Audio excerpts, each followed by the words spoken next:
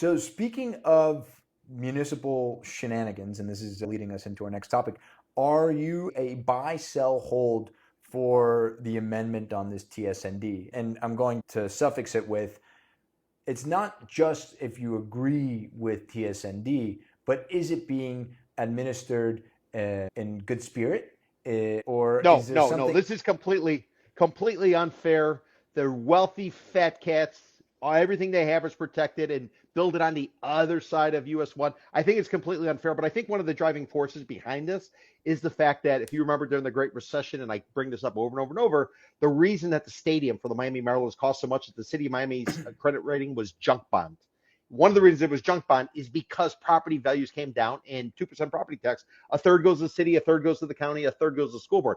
I think the city realizes you got this perfect area in and around the neighborhood we're talking, around Mary's Cafe. If you can knock all that down and replace $500,000 duplexes with $1.5, $1.7 million pair of townhouses, that's going to be more money in their coffers. So maybe they've learned from the last go around, but why are they favoring the fat cats who are living in Coconut Grove, which, by the way, some of the commissioners have places, current and former. So that's the part that's unfair. But building and higher density, I don't have a problem with. But I think Coconut Grove is so special. They need to protect that. And kudos to the Grovites who fight tooth and nail on anybody trying to trim a tree. I don't own there, so I love the drama. But the But entirety of I Coconut respect what they're Grove, doing. the whole thing, even where Flanny's is. Just because I think we're losing. I mean, let's talk about Central Business District. Central Business District, I'm talking Miami. When I do my tours down there, dude, you want to kill yourself. It's horrible.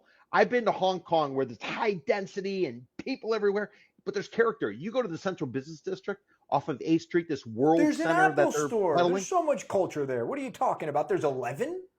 There is nothing. It has no trees. It has nothing. I like these little neighborhoods like the Grove personally.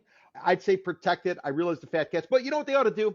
Why don't they put in place a surcharge or a tax, just like Miami Downtown Development Authority does? They tax everybody within their district, then they can take the money and reinvest. Why don't they put in place a special tax for the Grove in order to protect it? Make it a push-pull, and some of the money that's made by giving them the exclusivity Goes into a put it commissioner towards slush fund. Oh, that's not what you were well, going to say. well, I mean, I'm sure part of it, there'll be a leakage, if you will, of that. But why not take A some of that leakage. cash and do other things on the other side of town or on the other side of US 1? That would make a hell of a lot more sense to me. But if you take it throughout the city of Miami, I think it's going to be a positive thing. But the Coconut Grove situation really smells of favoritism and probably somebody getting greased.